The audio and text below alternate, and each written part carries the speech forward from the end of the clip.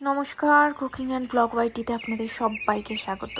আজকে শেয়ার করছি একদম রিফ্রেশিং তরমুজের শরবতের রেসিপি। তার জন্য এখানে একটা তরমুজের খোসা ছাড়িয়ে তরমুজের পাল্পটাকে ছোট ছোট টুকরো করে কেটে সেটাকে আমি একটা মিক্সি জারের মধ্যে নিয়ে নিলাম।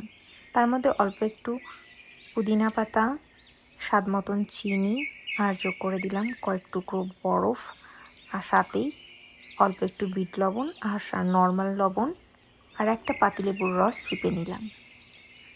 সব কিছুটা মিক্সিতে ভালোভাবে ব্লেন্ড করে নেওয়ার পর আমি একটা ছাঁকনির মাধ্যমে ছেঁকে নিচ্ছি, যাতে করে বীজ খোসা এগুলো আলাদা হয়ে যায় আর ফ্রেশ জুসটাকে আলাদা করে নেওয়া যায়।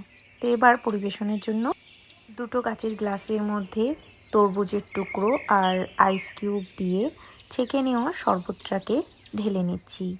শরবতটা যদি একটু পারেন ঠান্ডা করে নিতে, তাহলে আরও টেস্টটা ভালো লাগে। তারপর এটা ঠান্ডা ঠান্ডা পরিবেশন করব। তো রেসিপি আজকে কেমন লাগলো কমেন্ট করে অবশ্যই জানাবেন। ভালো লাগলে ভিডিওটাকে লাইক, কমেন্ট, শেয়ার আর চ্যানেলটিকে সাবস্ক্রাইব করবেন। Thank you for watching.